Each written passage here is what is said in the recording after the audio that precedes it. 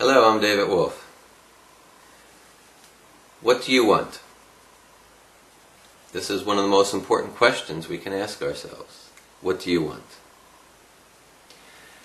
In our previous video, in the introductory video to this series, we asked that you choose a relationship, look at a relationship, and give it a rating from 0 to 10. Give it a rating from 0 to 10. And to identify how come you gave it the rating you did. Like if it's a 4, what makes it a 4 as opposed to a 1 or as opposed to a 9? What do you want? That really asks that we look at what would a 10 be? What would a 10 look like? What would a 10 look like in relationship?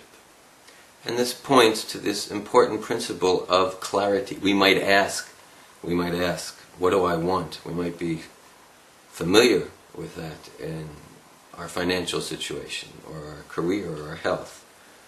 We might not be so accustomed to thinking in those terms with regard to our relationship. So what do you want? What makes a 10?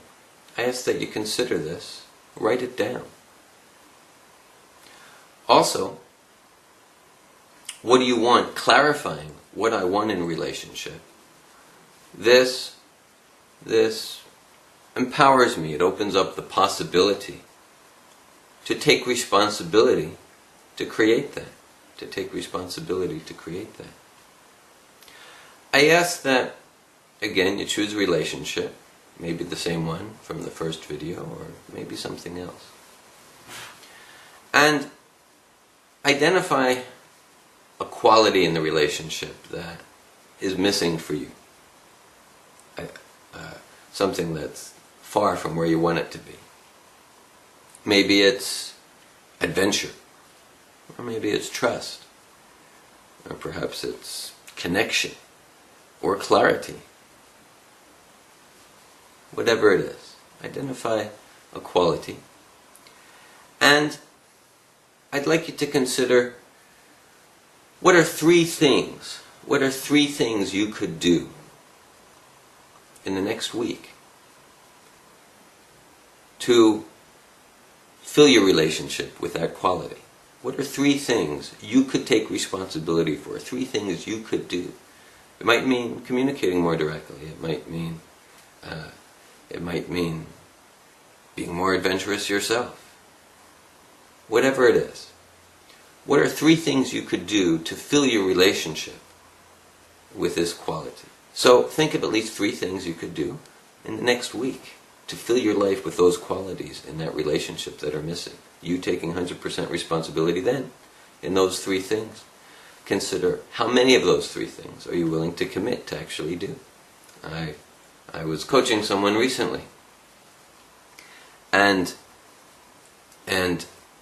she was feeling mistrusting in a relationship she was focusing on.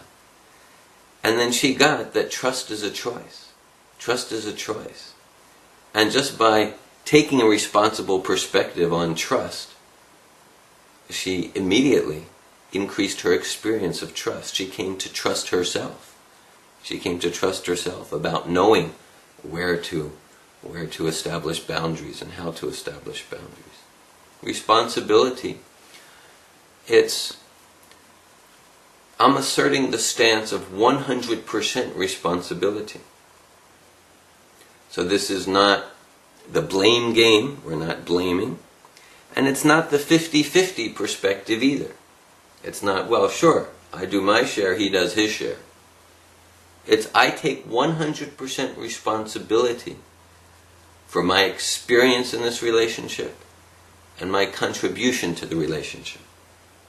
Now, taking 100% responsibility doesn't mean, well, it means if I see something I don't like, I can't say it. No, just the opposite. 100% responsibility might mean that I take more responsibility to communicate. Here's something I don't like. Maybe till now, I haven't been taking responsibility. I've just been sort of gliding through, and I've been building up resentment because I haven't expressed myself. So I'm taking more responsibility to communicate. Take it. And responsibility means that as spiritual beings, right, in a previous video, we identified that we're spiritual beings having a human experience rather than human beings having a spiritual experience.